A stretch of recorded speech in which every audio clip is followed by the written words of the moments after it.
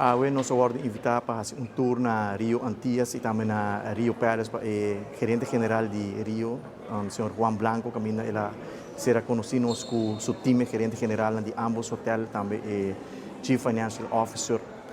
também com diferente personal que recebemos de uma maneira muito calorosa, nós queda muito impressionado com ambos propriedades, também o impacto que o Rio tem riba nosso turismo e nossa economia. Rio é uma companhia que emprega 1.000 pessoas, 1.000 pessoas que laboram na Rio. A maioria de nós está arubiana, nós temos vários arubianos que têm uma oportunidade para desenvolver na mesma companhia.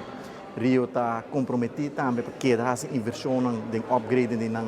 propriedade de ambos hotéis. Recentemente, acaba de fazer uma inversão de $40 milhões para fazer um upgrade e renovar direita todo o campo de Rio Antillas e a outra vai tocar turno na Rio Pérez, que vai ser uma inversão quantiosa,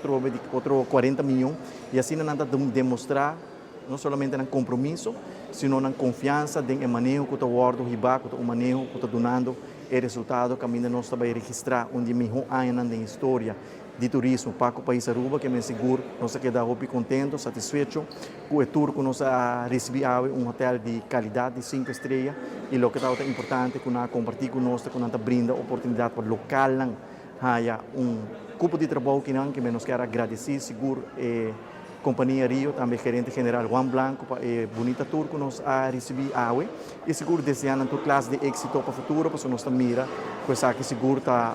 um hotel que dá sua contribuição no nosso crescimento econômico, na criação de grupo de trabalho e também impacto que está dando no nosso turismo.